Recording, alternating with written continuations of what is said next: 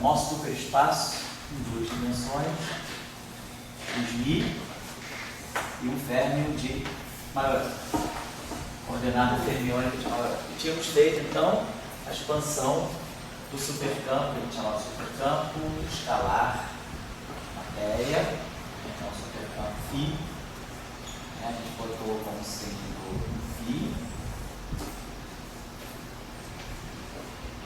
mais um θ barrado Ψ, e aqui eu acho que a gente tinha colocado mais um meio θ barrado θ. Então, esse supercampo aqui tinha a seguinte característica: ele é um supercampo escalar do ponto de vista do grupo de Lorentz, nós estamos tomando real. Se ele é real, essa componente é real. Como esse θ é Majorana, se esse termo aqui é real, esse objeto aqui é Majorana, tá? E esse objeto aqui é real. Se esse supercampo for complexo, então, se ele é complexo, Φ é complexo. θ barrado é Majorana, então esse θ é um termo de tipo Dirac, pode ser válido. Como isso aqui é real, esse F seria complexo. Então, se o supercampo é complexo, eu tenho férmio de Dirac ou de Weyl. Se o supercampo é real, eu tenho tudo real e o campo fermiônico de Majorana. E nós fizemos a expansão também de um supercampo de natureza fermiônica tipo Majorana. Então, nós pegamos esse supercampo aqui e expandimos. A primeira componente dele eu chamava de Psi alfa. Deixa eu pegar esse aí, certo? Já que é mais fácil, obrigado. Tá, então a gente pegou Psi alfa, Psi alfa, estou tirando a dependência em X dos campos, né? Tá, Psi alfa, aí nós tínhamos aqui θ alfa,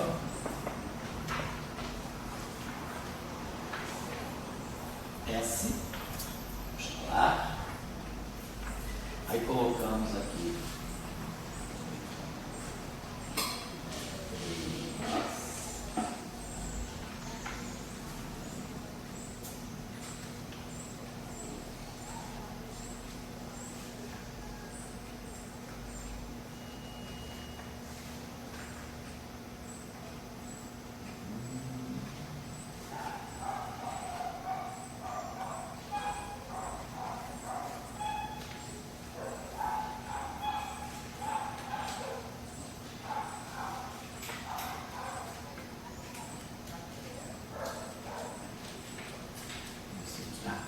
θ barrado,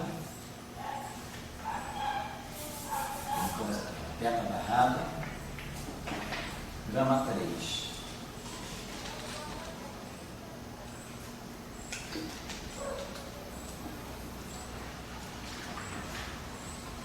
Isso. Aqui. Então, esse cara aqui é um escalar, certo?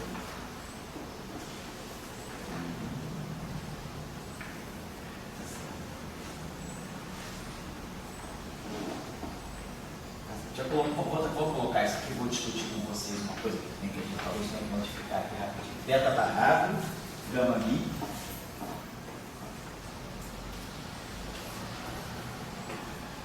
Θ barrado, gama Mi, C, alfa, Mi. Tudo que é linear em θ, né?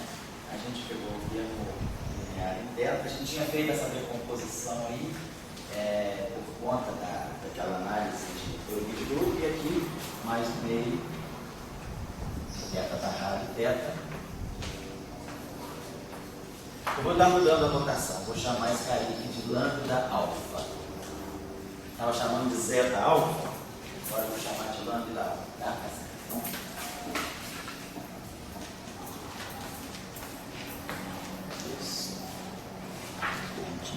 a parte simétrica, a parte simétrica.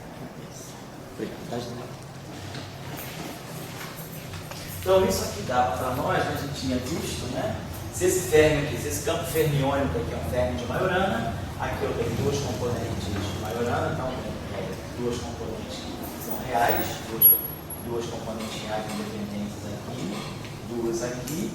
E aqui eu tenho 2, 3, 4. Então esse campo aqui, então se esse campo aqui é um espinor de Majorana, esse campo aqui é um espinor de Majorana, como isso aqui é espinor de Majorana, esse cara aqui tem que ser real, falta condições maioranas, esse campo aqui é real, como isso aqui é um ferro, né? Esse objeto aqui tem uma componente fermiônica. Então esse cara aqui tem que ser real, isso aqui é também real, tá? Então esse cara aqui sendo real, esse cara aqui seria o ferro de Majorana, certo? Só para dar uma olhadinha aqui o seguinte, se nós tivermos θ-ferro de Majorana, vamos colocar aqui, θ satisfaz a essa condição, θc igual a θ, né? Então, seria Majorana. Então C, θ barrado transposto é igual a θ. Então vamos pegar essa grandeza. Então θ satisfaz, vamos botar aqui θ barrado. Se eu transpuser essa equação aqui, eu vou ter θ barrado transposto, C transposto, que é menos C, igual a θ transposto.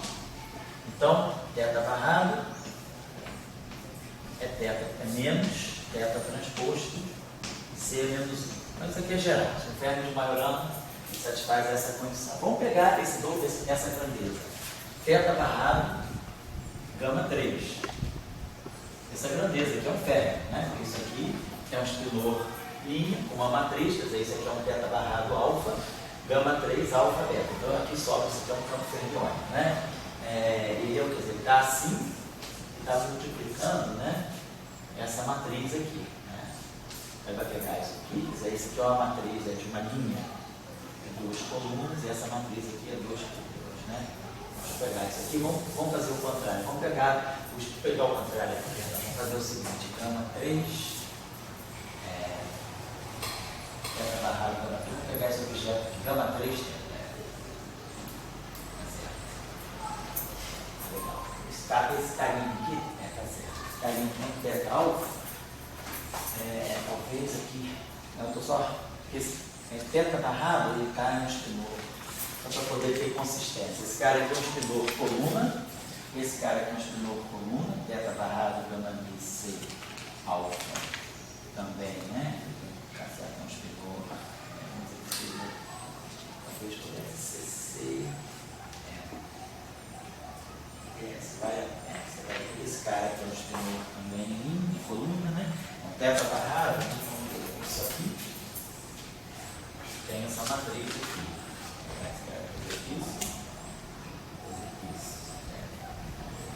Agora tem um espinor. Talvez fosse melhor a gente escrever. Eu estou só querendo fazer uma reformulação. Então, como esse termo aqui tem que ser linear de θ, né? Talvez fosse melhor a gente escrever isso aqui. A gente estava pensando assim. Gama 3 θ, né? Porque só que eu estou querendo, só para. Esse índice aqui está ok, mas se a gente quiser colocar em forma de vetor coluna, esse cara aqui é um espinor de Majorana, esse cara aqui é um espinor de Majorana, esse cara aqui é um espinor de Majorana, coluna. Porém, esse objeto aqui está na forma de espinor linha, então seria melhor colocar ele na forma transposta, né? Então, a mesma coisa aqui. Esse cara aqui, ele está na forma de um espinor linha, seria melhor a gente colocar ele sobre a forma de um espinor coluna. O que originou isso para a gente foi o seguinte: quando a gente fez a decomposição, só para lembrar aqui, quando a gente fez essa decomposição, a gente fez isso aqui. Vamos fazer a expansão mais geral do termo. Se alfa, aí aqui eu posso colocar um termo assim, um termo linear em θ. Então, um θ beta, diz assim, ômega beta alfa. É o termo linear em θ. Depois eu posso pegar um termo quadrático em θ, que é esse aqui que eu chamei de lambda alfa. Aí a gente veio para essa análise desse campo aqui. Então aqui eu tenho esse objeto aqui tem 4 componentes, né? É uma matriz 2 por 2. Tá. Então, tem 4 componentes aqui, e aqui eu tenho 2 componentes daqui, com 2 daqui, 4. Então, isso aqui tem 4 componentes. Aí a gente decompôs esse ômega beta alfa numa parte antissimétrica, aí a parte antissimétrica em 2 dimensões é o epsilon beta alfa vezes um escalar. Essa é a parte antissimétrica. E a parte simétrica, a matriz simétrica, eu vou botar aqui uma matriz simétrica em alfa beta vezes uma matriz simétrica, a parte simétrica. Eu fiz isso aqui é a matriz simétrica. Agora, quem é essa matriz simétrica? Então, nós vimos que C, né, é a matriz devido à conjugação de carga, C gama B transposto C menos 1 é igual a menos gama mi. Eu multiplico isso aqui por C. Então isso aqui é a mesma coisa que gama mi, C transposto, no sinal menos, né? E C transposto é menos C, gama mi transposto, igual a gama mi C. Então a gente viu, a matriz gama mi C é uma matriz simétrica. Então essa matriz aqui é uma matriz 2 por 2 simétrica. Então eu vou expressar essa matriz aqui, ela como sendo alguma coisa também, essa matriz é simétrica, como essa matriz aqui é simétrica. Então nós resolvemos chegar aqui, e aí esse termo aqui, isso aqui vai multiplicar o termo linear interno, vai multiplicar esse termo teta beta aqui. Isso, então acho que a gente poderia ter feito o seguinte, gama mi C. Eu vou dizer que essa matriz aqui, ela seria gama mi C beta alfa. Essa matriz aqui é simétrica. Isso aqui é simétrico, isso aqui é simétrico. Colocaria aqui o nosso amigo. Essa é a ideia que a gente estava tendo. Nós estamos em. Então, tá, essa matriz aqui, gama mi C, ela vai pegar o A0 e vai pegar o A1. Né? Aqui eu tenho um outro escalar. Então, fica me faltando um outro escalar. Quer dizer, qual é a outra matriz que eu tenho que é simétrica em 3 dimensões? A matriz gama 3. A matriz gama 3, ela é gama 0, gama 1. Isso? Se a gente pegar lá o quadrado, gama 0, gama 1, gama 0, gama 1. Então, esse cara aqui é de comuta, esse cara aqui dá 1. Então, isso aqui vai ficar um sinal menos. Então, gama 0 ao quadrado é 1, gama 1 ao quadrado é menos 1. Então, essa matriz aqui está certa. O quadrado é igual a 1. Aí, se nós pegarmos essa propriedade, né, C, gama 3 transposto, C é menos 1. Isso aqui é C, gama 1 transposto, C é menos 1, C, gama 0 transposto, C é menos 1. Só usando a propriedade de conjugação de carga. Então, isso aqui é menos gama 1, isso aqui é menos gama 0. Então, fica gama 1, gama 0. É igual a menos gama 0, gama 1. Então, a matriz gama 3 satisfaz a essa condição. C, gama 3 transposto, C é menos 1, igual a menos gama 3. Então, a mesma coisa, eu multiplico aqui por C, e aí aqui eu posso escrever isso aqui como sendo menos gama 3C transposto, igual a menos gama 3C. Então, a matriz gama 3C também é uma matriz simétrica. Então, eu poderia chegar aqui e dizer, essa matriz aqui é simétrica, essa matriz é simétrica, eu posso escrever ela dessa forma, mas a matriz gama 3C beta alfa, e aqui, como isso aqui é como isso aqui não tem uma grandeza escalar, eu boto aqui o chamado de um escalar que eu chamei de Ki. Então, foi isso que a gente acabou fazendo. A gente fez essa análise tensorial, né? Essa análise do que é esse tensor, um tensor de rank 2, no espaço dos espilores. A gente pegou ele de uma parte antissimétrica, de uma parte simétrica. A parte antissimétrica é um escalar e a parte simétrica é um vetor e um escalar. Então, estou achando que era melhor a gente fazer o seguinte, escrever isso aqui desse modo. Ó. Em vez de botar θ barrado gama 3, vamos botar gama 3, assim. Gama 3, θ. Vamos corrigir isso aqui. Então, em relação às aulas anteriores, porque para padronizar, colocar isso tudo aqui sob a forma de um vetor coluna, gama 3 θ. Então, o vetor coluna, e aqui é a mesma coisa. Em vez de colocar θ barrado gama mi C, colocar gama mi C, que aí vai produzindo isso aqui, ó. A gente vai pegar o θ beta, gama mi C, beta alfa. Então fica, como isso aqui é simétrico, tanto faz ser beta alfa como alfa beta. Então eu boto gama mi C, vou fazer o seguinte, vou colocar aqui gama mi C,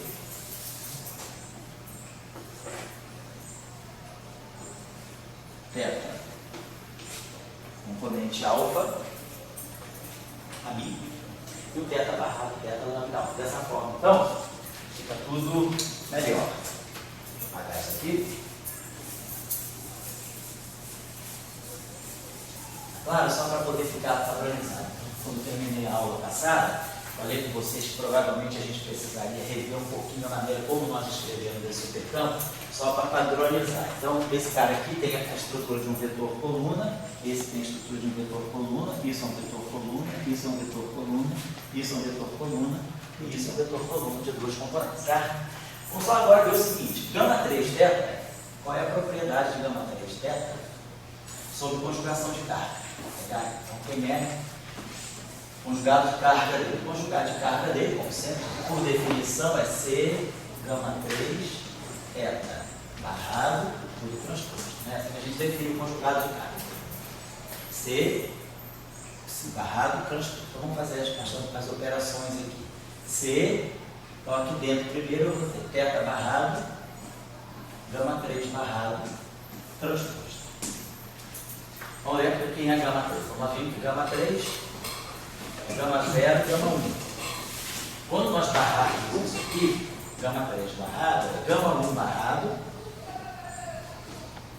que é gama 1. Gama 0 barrado, que é gama 0. Barrado é sempre igual.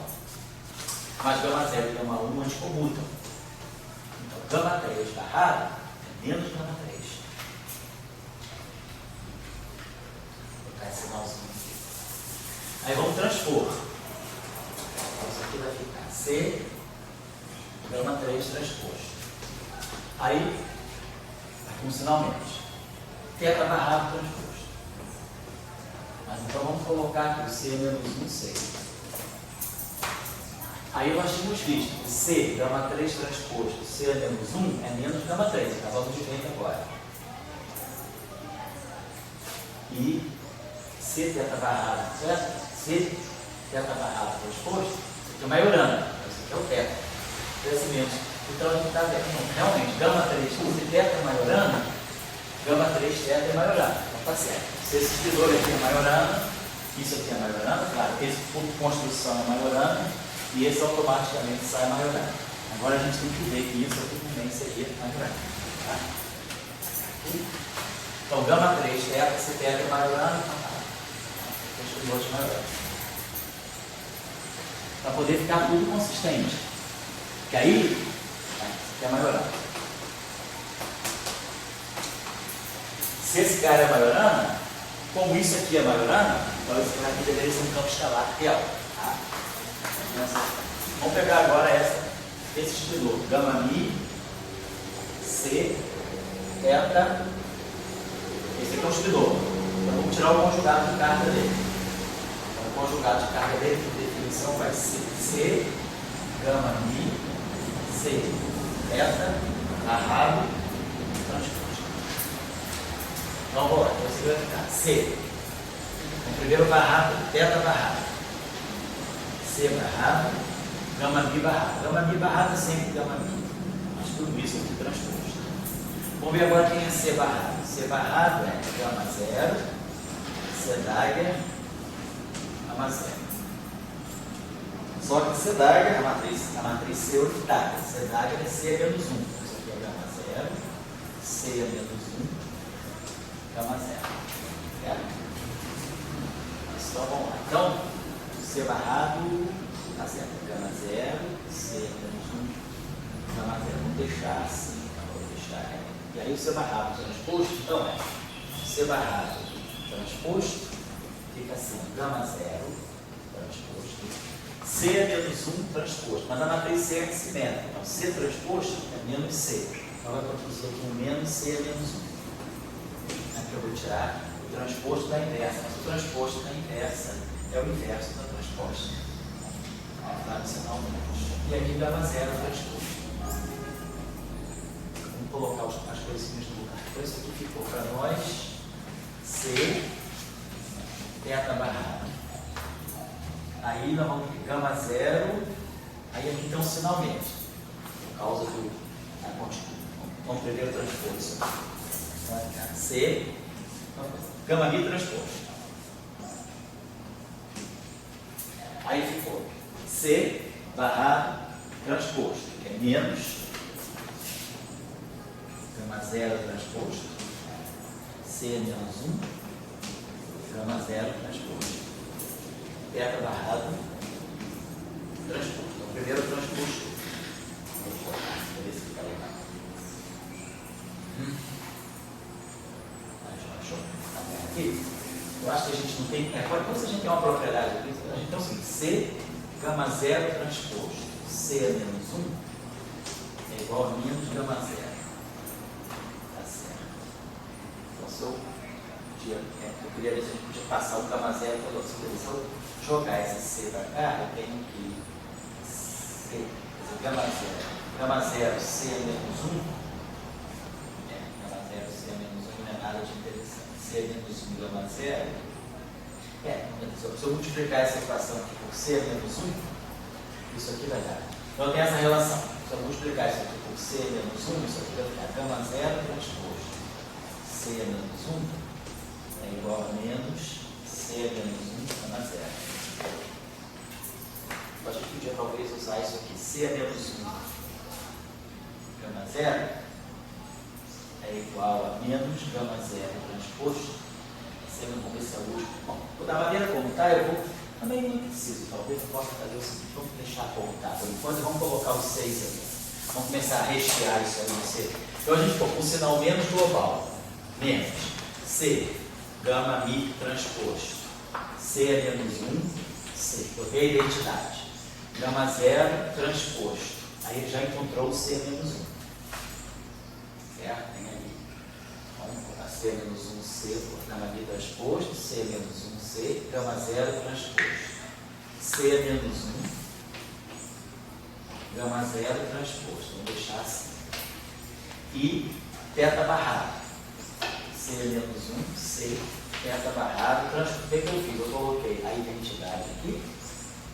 E coloquei a identidade aqui. Deixei o C menos 1 como está. Agora, C, gama mi transposto. C menos 1. Então, C, gama mi transposto. C menos 1 é menos gama mi. Então, você vai ficar mais gama mi. Aí sobrou esse gama zero transposto aqui. Agora a gente tem que C menos 1. C, gama zero transposto. C menos 1 é igual a menos gama zero C. Então, gama zero transposto C menos 1 é menos gama zero transposto C menos 1 é menos C menos 1 gama zero. Então, eu poderia usar aqui que gama zero transposto C menos 1, esse vale a pena, é igual a minha. Você está usando C gama zero transposto C menos 1. C gama zero transposto C menos 1 igual a menos gama zero. Né? Essa aqui, eu já usei isso aqui. Ó. C gama mi transposto C menos 1 é menos gama mi. Eu agrupei isso aqui. Gama mi. Desculpa. C gama zero transposto C menos 1. Isso aqui é menos gama zero. Vamos lá, boa ideia. Menos gama zero. Aí ficou aqui gama zero transposto. E aí ficou C menos 1. E aqui ficou C teta barrado transposto, que é maiorando, então fica teta. Agora, gama zero transposto C menos 1 é menos C menos 1 gama zero. Então, gama zero transposto C menos 1 é menos C menos 1 gama zero. Então, eu poderia colocar, a gente colocaria menos C menos 1 gama zero. É isso? O que eu estava precisando é que aqui ficasse gama mi, C, estou precisando produzir um C. Então, nós produzimos aqui gama zero, e aí produzimos C menos 1 gama zero. Então, vamos ver essa relação aqui.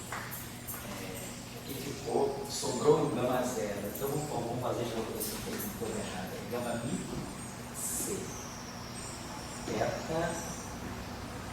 Então, eu fiz isso. Eu peguei o gama mi, junto ao gama mi C, que é simétrico, com gama mi C. Então, isso aqui é um estridor. Então, eu estou usando a conjugação de carga. Então, isso aqui deveria ser C, gama mi, C, teta. Barrado, transposto. C, teta barrado, C barrado, gama mi barrado. É o gama mi transposto. Gama mi transposto, C barrado, transposto, teta barrado. Perfeito. Transposto. Deixa eu apagar isso tudo, depois eu não consigo. Vamos voltar lá um instantinho só no C barrado. Só no C barrado constante. Então, o nosso C barrado é gama zero, C Dagger, gama zero. Isso, não. Fiz conjugação de carga, é unitária. Então, isso aqui fica gama zero, C menos 1, gama zero. Então, usou lá a propriedade. Então, ficou, onde é que veio? O gama mi transposto, vamos apagar isso aqui. O gama mi transposto, e aí C barrado transposto. Então, C barrado, a gente pegou C barrado transposto, precisou de C barrado transposto. Então, C barrado transposto é gama zero transposto, C transposto é menos 1, menos, o C é assimétrico, então aparece a assimetria de menos, C é menos 1, isso aqui seria transposto de C menos 1, certo? C é menos gama zero transposto. Então foi isso que aconteceu. Eu tinha esse sinal menos aqui, gama zero transposto, C é menos 1, gama zero transposto. E aqui o que estava errado. Vocês estão conseguindo. Bom, eu estava tentando fazer isso colocando os sinal menos C. Gama mi transposto, C é menos 1. Aí a gente colocou o C, gama zero transposto, C é menos 1. Aí gama zero transposto, C menos 1. C. Para poder formar o C dentro da barra transposto da maioria. Se vocês quisessem, está tentando fazer isso. Então tá, essa daí que a gente sabe. É menos gama mi. Aqui vai ficar com gama mi. C, gama zero transposto, C menos 1 é menos gama zero. Eu já estou descontando esse menos aqui. Isso tudo aqui. Já é o gama mi. Menos gama zero. E aí, está sobrando para nós aqui, aquilo que C menos 1. Eu vou acrescentar. Agora a gente precisa ter uma maioria. Aí ficou sobrando esse gama zero, e todo C menos 1. C, gama zero transposto, C menos 1 é menos gama zero. Gama zero transposto, C é menos 1, ele deveria ser menos C. Gama zero transposto, C é menos 1. Isso aqui para nós é menos C menos 1 gama zero. Certo. E aí, será que depois a gente tem uma relação de C? Na representação de Majorana, conjugação de carga é o gama zero. Então, gama zero, gama zero, gama zero, gama zero. Na representação de Majorana fica óbvio. A gente em nenhum momento está usando explicitamente a representação de Majorana. A gente está usando a representação genérica, mas com a condição de Majorana. Na representação de Majorana, nós sabemos que o C é o próprio gama zero. Então, isso aqui fica gama zero menos 1, gama zero cai em identidade. Tem esse sinal menos aqui, compensa com esse, gama zero é C, e fica gama mi C. Na representação de Majorana fica claro que isso é o tipo de Majorana. Você tem que ser geral, independente da representação. E a gente, no momento, está usando o fato de que nós estamos na representação de Majorana. Então, gama mi C. Sabe que eu teria que colocar? A nossa relação de simetria foi essa aqui. Nós tínhamos C, gama mi transposto. C é menos 1, é menos gama mi. Então a gente tem C, gama mi transposto, é igual a menos gama mi C. Tá certo? Então aqui isso aqui é gama mi C transposto, sinal menos, igual a menos gama mi C. Tá certo? Então, gama mi C é que é a matriz simétrica. Então eu peguei a matriz simétrica. Seria ideal para pegar essa matriz simétrica, é alfa, beta, A, assim, contraído com o θ C. O que a gente estava fazendo era isso, gama mi C, beta alfa, beta beta, né? Alfa, beta, tanto faz, beta beta. Então a gente está dizendo que isso aqui é um gama mi C teta componente alfa. Quer dizer, esse cara aí é um estudor de Majorana. Eu gostaria de ver, mas tudo bem. Não é um detalhe, não, mas a gente não vou passar todo o meu tempo em cima disso, porque na representação de Majorana está claro que isso é Majorana, mas você tem que estar independente da representação. Eu gostaria que a gente visse que isso aí é Majorana, porque ficou, a gente está dando gama mi C teta, né? Então a gente tem que produzir o gama mi C e o teta. Certo? Acho que nós não estamos botando nada fora do lugar, que é termo de Majorana é C barrado transposto. Então, estou pegando exatamente aquele objeto, estou barrando e estou transpondo. Barrando ele, teta barrado, C barrado, gama mi barrado. Transpondo ele, gama mi transposto, C barrado transposto, isso. E teta barrado transposto. Se parece que tem alguma relação a mais de C barrado e transposto, porque a gente sabe que C barrado é gama 0, C menos 1, e C Dagger, né? C Dagger, gama 0. Uma propriedade especial da grid. Esse aqui é C menos 1.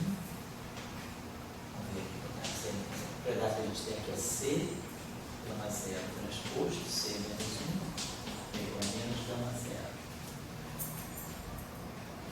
Então, C menos 1 gama 0,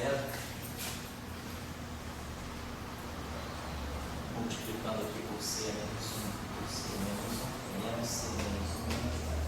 O máximo que a gente pode escrever é C menos 1 gama 0, menos gama 0 transposto, C menos 1.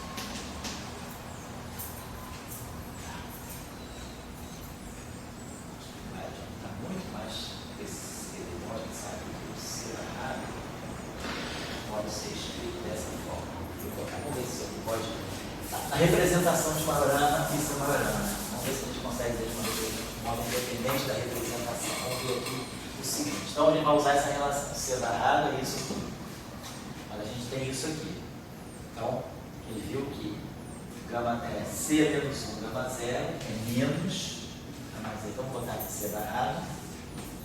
É gama 0 vezes C menos 1 gama 0, que é menos gama 0 transposto C menos 1. A matriz gama 0 não tem propriedade de simetria, né? Porque é só na representação de Majorana, mas se eles quiserem fazer de uma forma independente da representação, porque isso é o nosso C barrado. Vamos usar esse caminho só um instantinho para ver o que dá. Então vamos usar aqui C, vai ficar teta barrado. C barrado menos gama 0, gama 0 transposto, C menos 1. Isso é o nosso C barrado. Menos gama 0 transposto, C menos 1. Gama mi aqui no lugarzinho dele. Transposto. Então, isso aqui está dando para nós C. Aí tem um sinal menos, tá? Menos C, gama mi transposto. C a menos 1 transposto, que é menos C menos 1. Então, fica C menos 1, sinal menos cancela. Gama 0, transposto, gama 0. Gama 0, transposto.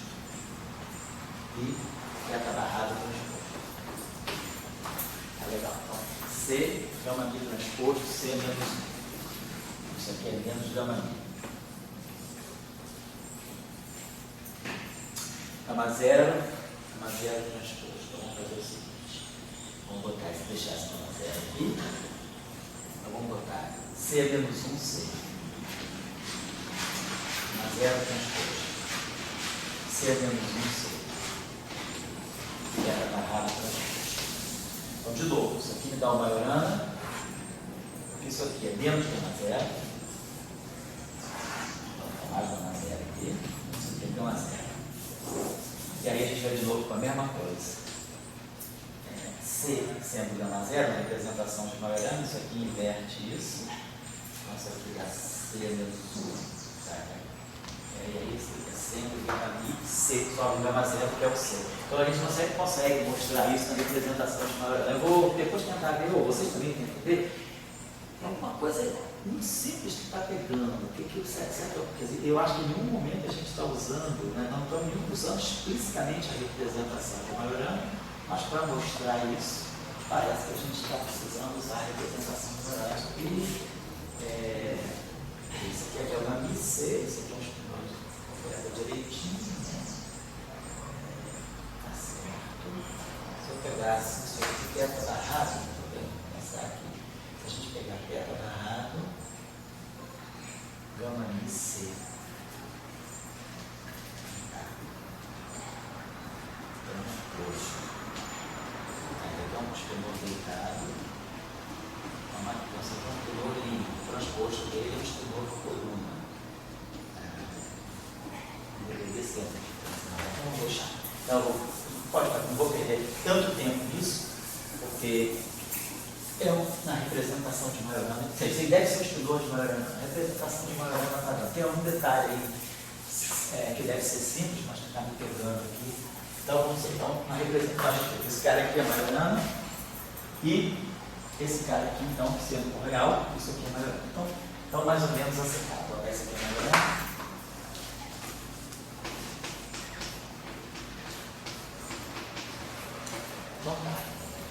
Então, temos esses dois escrever. Vamos pensar o seguinte, só o que a gente quer fazer agora? Escrever ações no superespaço. Nós já tínhamos visto, digam para mim, por favor, aí, qual era a forma do gerador da supersimetria, que é alfa. Nós tínhamos trabalhado a forma, nós tínhamos feito a transformação do supercampo, né? O que é o delta φ? Então nós tínhamos feito o que era a transformação de supersimetria no superespaço. Nós tínhamos esse objeto aqui, que é definido como sendo filinha, né? X mi eta menos o φ de x mi eta. Mas aí a gente implementou a supersimetria de uma forma passiva, de tal maneira que o x mi de x mi teta é uma translação ativa. Então isso aqui é o φ de x mi teta li. E aí com isso a gente fez a variação pela supersimetria, a gente sabe que teta linha é teta mais epsilon, sabe que o x mi mais i, epsilon barrado, gama mi, foi isso que a gente fez, né? E aí a gente fez a expansão de Taylor, que tirou, vocês podem digitar para mim a forma que a gente tirou. Porque alfa, só para poder daqui a gente tirava, quer dizer, a gente tirava isso aqui. Isso aqui é um epsilon barrado, que atuando em φ. E aí a gente leu a forma do espinor, que é alfa. Que alfa é d de teta alfa, não é isso? É isso, d de teta alfa, isso aqui? Acho que é esse. É nossa hexagonal. Será esse? Deixa eu ver aqui, José. É esse.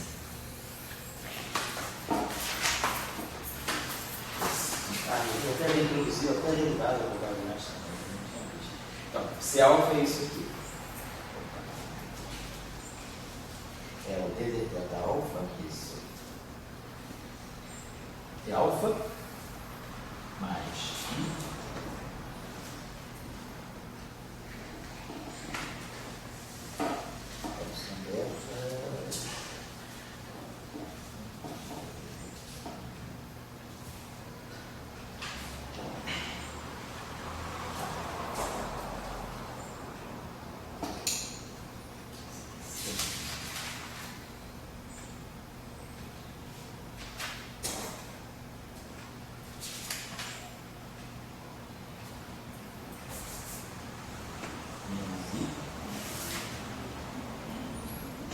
Menos 1,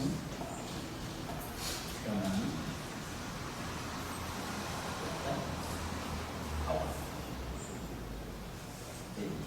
Esse já era o nosso gerador de supersimetria no superespaço. E daí a gente pegou a nossa derivada covariante, a chamada, entendemos por que tínhamos que introduzir uma derivada covariante de supersimetria, e a derivada covariante de supersimetria é d alfa mais i, c menos 1. Gama mi, teta, alfa, d Na aula passada a gente introduziu a noção de derivada covariante de supersimetria, demonstrando uma coisa a mais. Sempre a componente mais alta do supercampo, a componente com a expansão mais alta em θ, a transformação de supersimetria dela vai ser sempre uma derivada total. Tinha entendido isso por causa dessa relação aqui. A variação de supersimetria de qualquer supercampo é o parâmetro, o gerador atuando no supercampo. Esse gerador, ele tem uma parte que deriva em θ e uma parte que acrescenta uma componente em θ.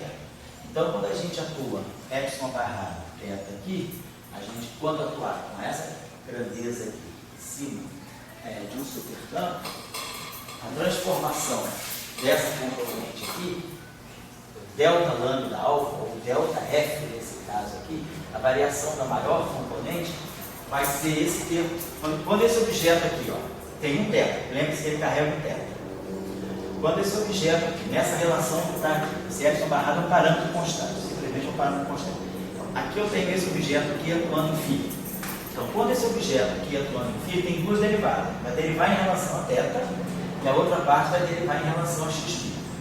Essa derivada vai sempre atuar nos θs da expansão, mas o de Rho vai atuar sempre nos campos, né? Então, quando esse pedaço aqui, a gente for fazer essa operação e pegar esse pedaço aqui traz um θ. Como todos os termos com 3 θ são zero, pelo caráter graduaniano, esse termo aqui ele só vai contribuir se ele pegar termos que tenham menos que 2 θ. Quando esse termo aqui bater aqui ou aqui, ele dá zero, porque eu vou produzir 3 θ. Maiorando, θ barrado é a mesma coisa que θ. Então ele vai produzir 3 θ. Então esse termo aqui, ele vai poder bater nos termos que tem menos θ. Mas quando ele bater no termo que tem um θ menos que θ, quando esse carinha aqui bater, por exemplo, desse termo, ele vai formar 2 θ. Ele vai formar um θ barrado daqui com um θ de lá, e demite isso aqui. Então, a variação desse cara aqui, na hora que eu fizer o delta φ, a variação do campo que tem derivada mais alta, tem número mais alto de θs, ele vai vir exatamente desse termo, atuando no termo precedente a ele. Eu quero um termo com um θ só, junto com esse θ, dá um termo com 2 θs, mas uma derivada total, atuando aqui. Ou se for aqui, se eu pegar, por exemplo, esse termo aqui, com um θ só, de Rho atuar aqui, quando ele bater aqui, ele vai produzir um θ de lá com um θ daqui, 2 θs, o de Rho S. Um θ daqui, um θ de lá, de Rho aqui, um θ daqui, um θ de lá, de Rho disso aqui. Então, isso vai produzir um termo que tem 2 θs e é o de Rho de alguma coisa, vai ser a variação desse campo. O que a gente está dizendo é isso, a variação desse supercampo, então eu vou pegar a variação desse supercampo, então delta φ, vai ser delta φ, mais θ barrado delta psi, mais θ barrado delta isso. Então, quem é a variação de supersimetria desse cara? A variação de supersimetria desse cara vai ser lida aqui. E aí, então, quando esse termo aqui, que está aqui nesse aqui, bater aqui, ele vai juntar um θ de lá com um θ daqui e vai produzir um termo com 2 θs, que vai ser isso aqui para lá, vai ser o delta F. Então, a variação, sempre a variação da componente, vou colocar assim, a variação da componente mais alta em θ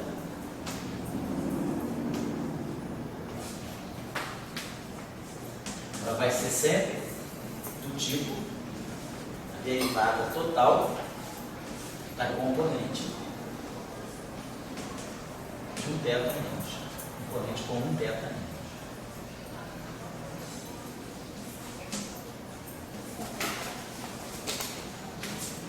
Então, quando eu multiplicar supercampos, nós obtemos supercampos.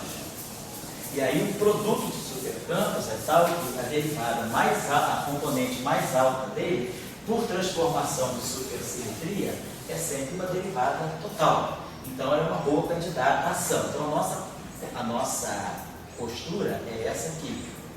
Uma ação supersimétrica ela deve ser sempre introduzida da seguinte maneira. Como é que eu produzo uma ação numa teoria de campo? Multiplicando campos ou derivadas de campo. Num termo só, faço um monômio dos campos e suas derivadas. No superespaço, eu vou fazer a mesma coisa. Eu vou produzir um produto de supercampos. Eu vou pegar aqui um produto de supercampos. Num termo tipo da ação. Um produto de supercampos. Claro que a derivada covariante de um supercampo, já vimos, a derivada covariante anticomuta por quê? Então, a transformação de supersimetria da derivada covariante de um supercampo, ela se transforma exatamente como um supercampo. Ela tem o mesmo padrão de transformação que o supercampo. Tá? Então, quando eu digo produto de supercampos, está implícito que é produto de supercampos puros ou de supercampos com derivadas covariantes atuando em cima dele. Não importa, é um produto de supercampo. Se eu desse produto de supercampo extrair a componente mais alta do θ, apenas vou ler a componente mais alta do θ, eu tenho certeza que eu vou ganhar uma grandeza que é desse tipo aqui. E aí a transformação de supersimetria dela vai ser uma derivada total. Então, ela é uma boa candidata à ação. Ela é um bom candidato ao lagrangiano, mas o lagrangiano não é invariante de supersimetria. Quem é invariante de supersimetria é a ação. Então, o que a gente vai pensar é o seguinte, que a ação, vou pegar o lagrangiano. Para nós, o lagrangiano vai ser, eu pego um produto de supercampos e pego a componente mais alta em θ dele. Quando eu pegar a componente mais alta em θ dele, eu tenho certeza que aquela propriedade ali vigora. Que a variação de supersimetria da componente mais alta em θ é uma derivada total.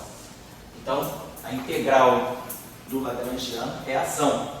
Então, isso só tem derivada total. Eu imagino que eu estou trabalhando com campos de time a zero no infinito, então a ação é invariante. Então, em supersimetria, o lagrangiano não é invariante. O lagrangiano é sempre a componente mais alta de um supercampo, mas a ação é invariante. Então, quer dizer, delta de supersimetria do lagrangiano vai como uma derivada total de alguma coisa.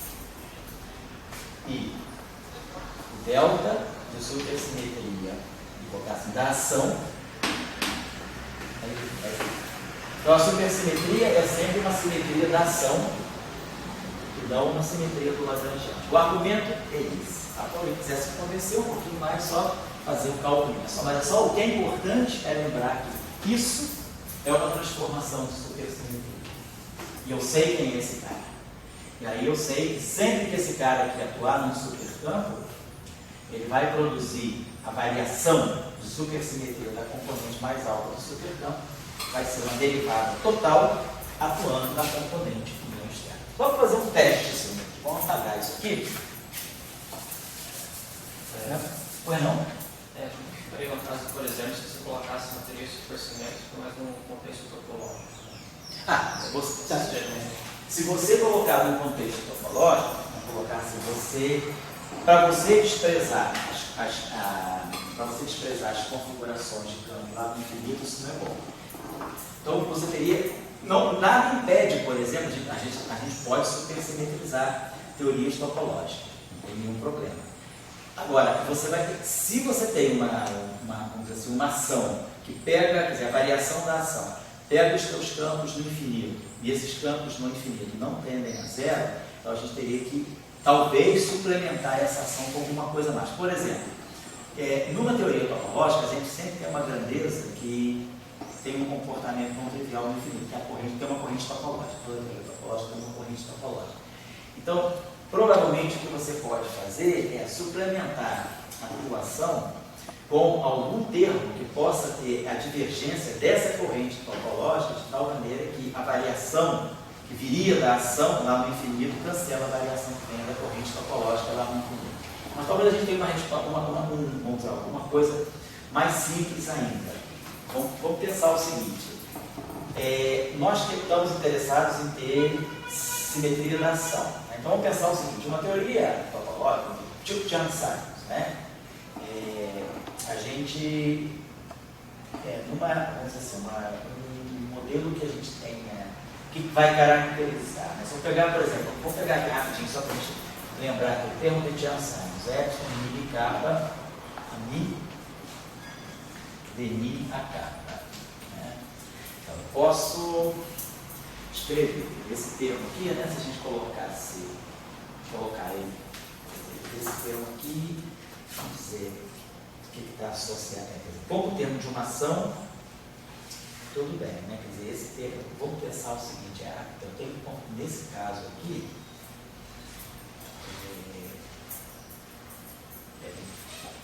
esse termo aí não é uma derivada total.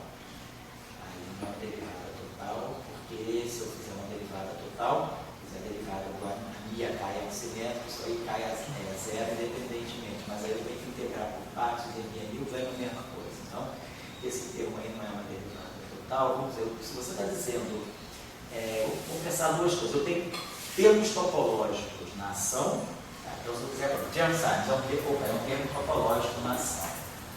Tá? Por exemplo, a transformação de gauge desse termo aqui, tá certo, ela é zero de qualquer maneira, né? Se eu fizer uma transformação de gauge, eu preciso aqui vai dar zero, que vai produzir um dk, mas aqui eu vou produzir um dI alfa, e aí eu vou precisar fazer uma integração por partes, tá? E aí eu vou precisar supor, por exemplo, que o campo cai a zero no infinito. Tá certo? Então vamos dizer o seguinte, tem duas coisas aí. Vamos pensar, uma teoria, ela pode ter um setor topológico ou ela tem um setor topológico e um setor topologicamente trivial, no sentido de que você tem todas aquelas configurações de campo que não caem a zero, que caem a zero no infinito, que é um setor trivial. Mas você tem um setor topologicamente não trivial, que são aquelas configurações de campo que caem a zero, que não caem a zero no infinito.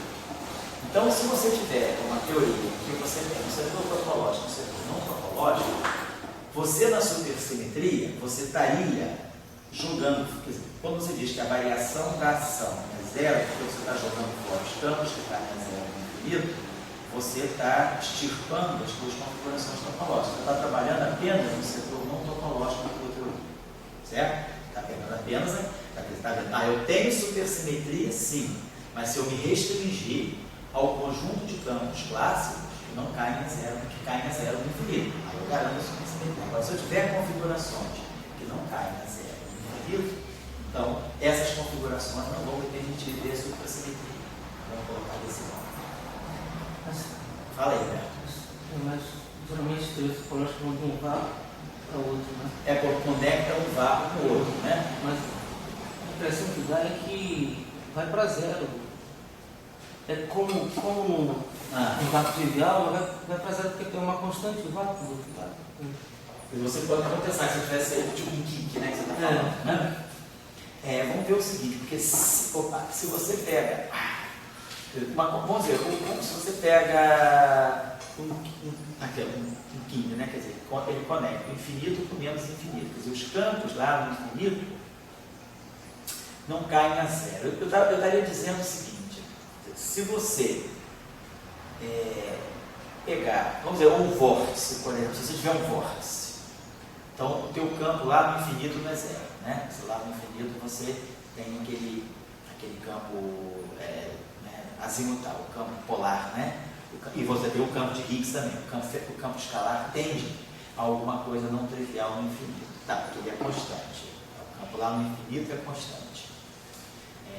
O que você tem, vamos pensar assim, o que você tem lá no infinito, o que você está medindo lá no infinito é o campo, não é nem a derivada do campo, é o campo. Então, eu não sei se esse argumento teu vai garantir, porque se o campo é constante no infinito, você tem um campo constante, mas a gente não sabe a derivada do campo, isso não parece. Então eu diria o seguinte, né? Certo? Eu acho que tem que pensar o seguinte, né? Quando eu tenho a supersimetria, vamos dizer, estou pegando uma supersimetria clássica, estou pegando uma teoria clássica. Então eu estou pegando simetrias que são da ação, não do lagrangiano. Então meus campos devem cair a zero no infinito. Então eu estou excluindo, certamente, essas configurações que podem ter campo não trivial no infinito. Então eu diria, a gente vai ter supersimetria e vai fazer tratamento perturbativo normal. Os campos caem a zero no infinito e você vai estudar a supersimetria, pode estudar perturbativamente, porque você está no regime não topológico. Eu diria o seguinte: se você quiser introduzir supersimetria no setor topológico, isso significa, isso o Humberto falou, você tem configurações de vácuo não triviais. As configurações que são solução da equação de campo, elas devem ter uma configuração não trivial no infinito. Então, quando você for quantizar... Ô, Tião, tudo bem, cara? Vamos aí. Depois você lê meu e-mail lá, tá? Emília respondeu. Legal. Mandei para você. Legal. Aí, então, quando você vai fazer, vamos dizer, se você pegar a supersimetria e você quiser levar em conta essas configurações não triviais, se você tem configurações não triviais e você quer fazer supersimetria, significa que você teria que quantizar a tua teoria em torno dessas configurações não triviais. Se você está pegando o setor topologicamente não trivial, então você deveria estudar a quantização em torno, quando você for olhar a supersimetria quanticamente, você vai ter que estudar em torno dessas configurações. Então eu diria que, se a gente quiser fazer supersimetria do ponto de vista perturbativo, não tem problema você ter um setor topologicamente não trivial, porque você vai fazer supersimetria perturbativamente. Então você vai estudar só as configurações, você vai estudar só aquelas configurações de campo, perturbar só em torno daquelas configurações de campo que caem a zero no infinito. Então isso justifica você fazer uma supersimetria perturbativa, você vai só estudar configurações de campo em torno do vácuo trivial. Agora, se você está querendo considerar as soluções que não caem a zero no infinito, então você está querendo introduzir as suas configurações topológicas, então certamente você vai ter que subsidiar a ação supersimétrica por mais alguma coisa. E, vamos dizer assim, isso é possível? Sim. Imagina que quando você não modifica uma ação, né? Quer dizer, quando você introduz um termo que é uma derivada total. Então, se você pegar a ação supersimétrica, que está sendo sensível aos campos no infinito, e você modificar essa ação supersimétrica por uma quadridivergência de alguma coisa que também teste os seus campos no infinito, você pode pensar que você pode introduzir um termo que compensa exatamente a variação da ação no infinito. Então, o que você tem à disposição para fazer isso seria a corrente topológica. Então, agora, a resposta que eu estou te dando é: eu vou ver. Eu não sei, por exemplo... Eu estava pensando que, por exemplo, você, através de transformações de supersimetria, você poderia levar de um setor novo, daí ia quebrar suas. Pois é, isso não, exatamente, isso não pode. Um outro ponto também é o seguinte, que a gente tem que levar em conta, que você até estudou na tua tese: as cargas centrais. Quando a gente tem teorias, quando a gente tem configurações topológicas, as configurações topológicas geram as cargas centrais. Qual é a origem das cargas centrais? As configurações topológicas. Então, se você tiver uma teoria que tenha configurações topológicas não triviais, isso está te dizendo que você tem uma modificação na álgebra da supersimetria. Você está introduzindo carga central.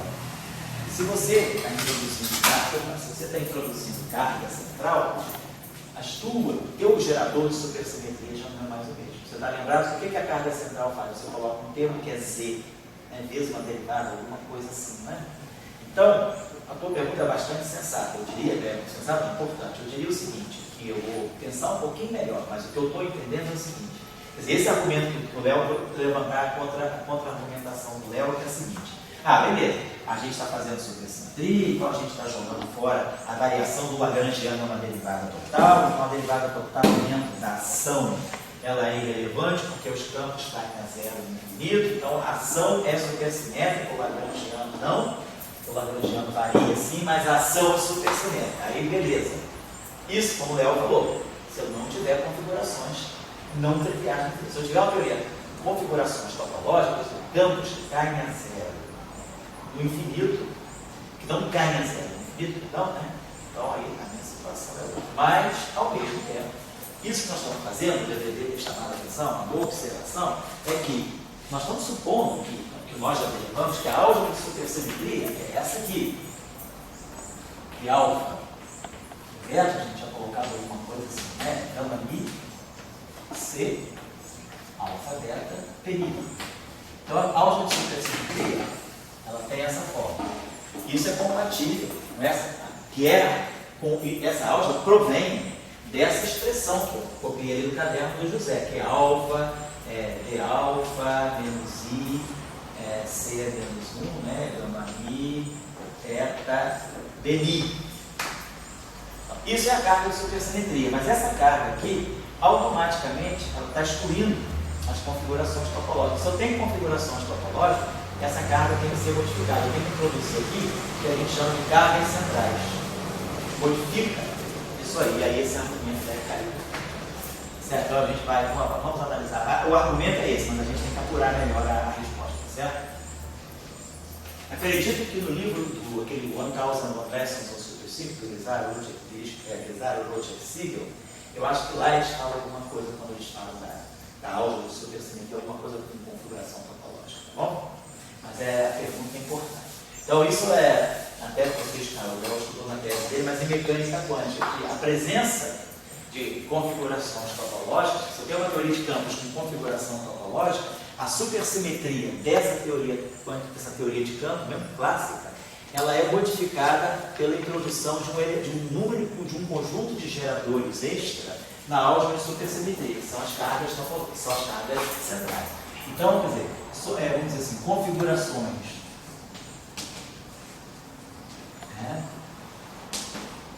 topologicamente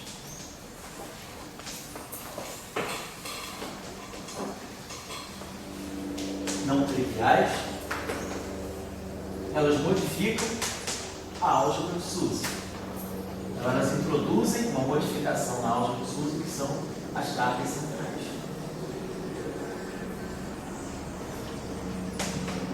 Tá? E aí, a gente precisa, o que é o gerador e o que é a transformação de supersimetria. Tá bom? Melhorar isso aqui. Tem um trabalho bastante interessante, vale a pena talvez vocês pegarem, né? A gente pode discutir na próxima aula, que é um trabalho de supersimetria em 2 dimensões. É um trabalho do Witten e do Hollis. Tá?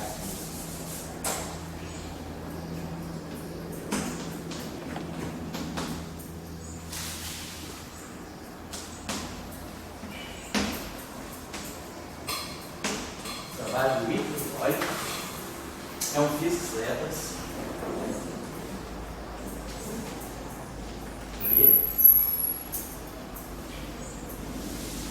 Acho que 1978 ou 1979, vocês podem ver lá. E o que eles fazem? Eles estudam isso na teoria supersimétrica, de configuração topológica material. O que eles estudam são químicos. Então, o que eles têm aqui eles estudam a supersimetria com uma topologia não trivial.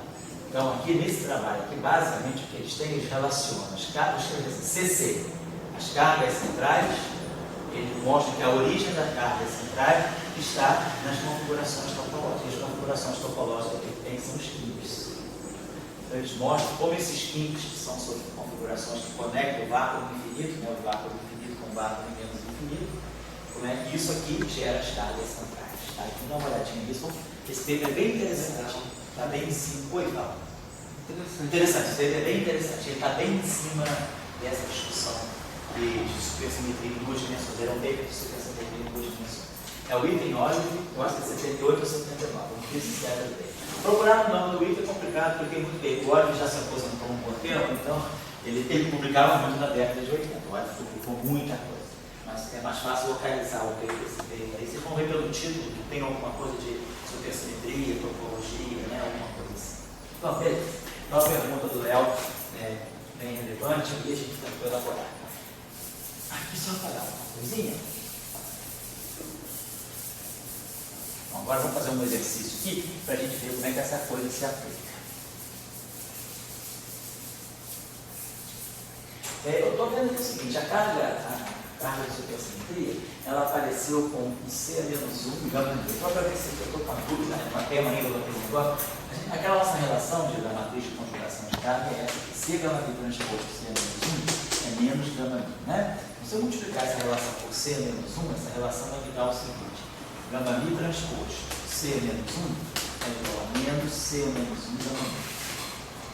E aí eu posso botar essa equação sobre a forma de um transposto. C é antissimétrico. Então, se eu escrever essa equação assim,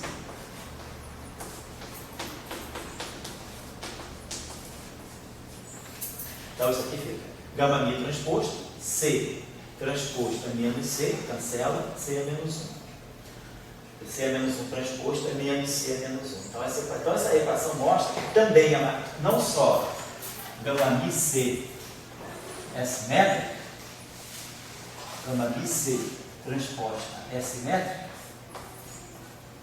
como C é menos 1 gama mi também é simétrica.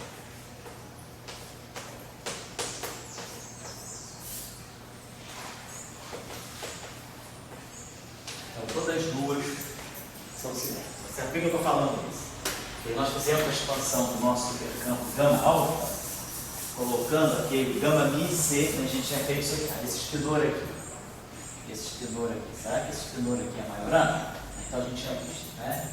Esse espinor aqui estava dando para nós maioranos se nós estivéssemos trabalhando na representação de maioranos. A gente está querendo ver isso independentemente. Estou perguntando, então, se de repente eu não teria que colocar aqui, para ficar mais óbvio, essa combinação C menos 1, gama mi, é uma matriz simétrica, de qualquer maneira.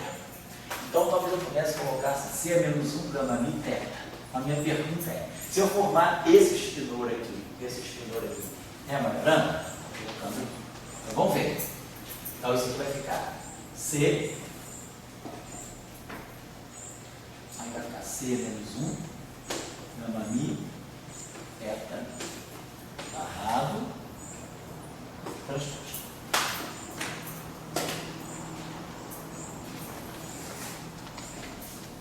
Definição de conjugado de carga. Pega-se o espinor, barra, se transpõe, se multiplica por C. Então vamos usar agora as operações de barrar. Primeiro barrar e depois transpor. Então C.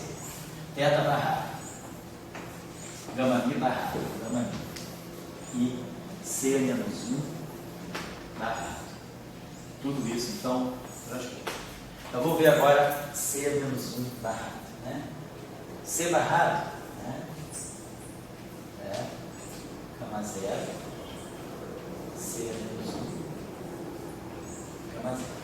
Sou C barrado. C menos 1 barrado. C menos 1 barrado.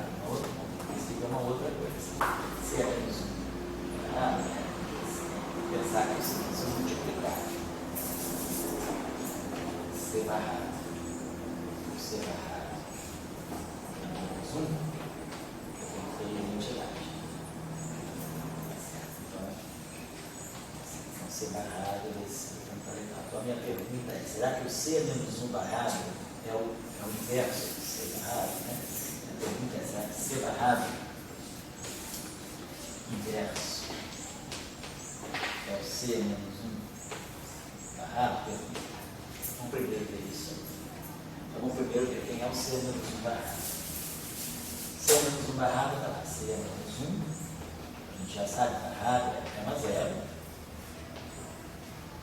C menos 1 Dagger, gama 0. A gente sabe que o inverso do conjugado hermitiano é o conjugado hermitiano de inverso. Essas duas coisas comuns. Então, a mesma coisa que eu colocar C Dagger, C menos 1, não faz. C menos 1 Dagger, C Dagger é menos 1.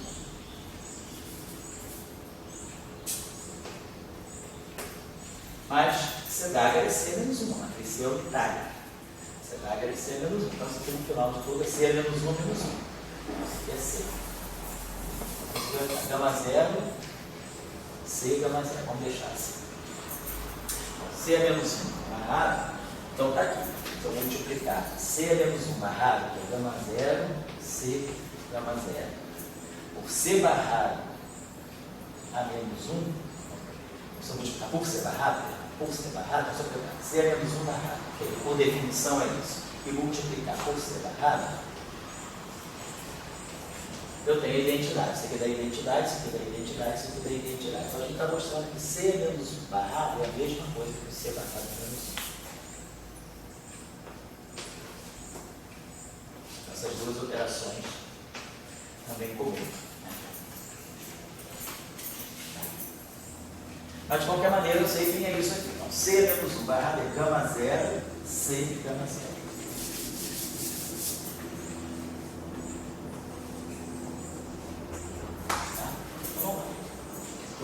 C, gama 0 zero transposto. C, gama zero transposto. C transposto. C transposto é menos C. C é assimétrico. Gama zero transposto, C transposto, gama zero transposto. Gama mi transposto. Θ barrado transposto. Então vamos lá, o que a gente pode fazer? C, gama zero transposto. C é menos 1, então vamos ver o que eu posso botar. C é menos 1, C. E aqui também eu posso botar C é menos 1, C. Então tá, C, gama zero transposto, C é menos 1, menos gama zero. Então, mais gama zero. C, gama mi transposto, C é menos 1, é menos gama zero. C θ barrado transposto, C gostaria de ter C é menos 1, C, gama zero transposto. Vamos ver se a gente pode melhorar isso aqui. C, gama zero transposto, C é menos 1, é igual a menos gama zero. Então, C gama zero transposto é igual a menos gama zero C. Isso aqui é menos gama zero C, mais gama zero C. Aí de novo a mesma coisa, na representação de Majorana, C é igual a gama zero. Então, se não, gama zero é igual a C, mas gama zero é o próprio inverso. Você quer o C menos, então de novo. Consegue mostrar que isso aqui é Majorana só na representação de Majorana. Não estou intrigado com isso, eu pensei que isso fosse Majorana. Aí não foi o caso, depois a gente vê isso, né? Mas é estudou de Majorana, estava pensando que essa pudesse ser a melhor maneira de fazer a coisa. Vamos voltar à nossa discussão. Então, estamos tentando montar agora, então nós já entendemos o seguinte: se eu multiplicar supercampos, né, eu vou obter. Então vamos pegar dois supercampos φ. Então só para a gente fazer aqui. Ó. Vamos pegar um φ que é, nós tínhamos colocado assim, φ mais θ barrado psi mais o meio de θ barrado θ f. Por exemplo, digamos que a gente vai multiplicar φ por φ. Vamos multiplicar, vamos tomar o quadrado desse supercampo. Então, se eu pegar φ ao quadrado, isso aqui vai dar para mim φ2, pegar o quadrado de cada termo desse, né? Mais θ barrado psi, θ barrado psi. Esse termo aqui é o quadrado da zero, que já tem 4 θ, tem 2 θ. Quando eu levar o quadrado, vai ficar 4 θ. Agora, então, pegamos o quadrado de cada termo. Vamos pegar os termos cruzados agora. 2 vezes φ vezes θ barrado psi mais 2 vezes φf, então vai ficar aqui θ barrado θ φf.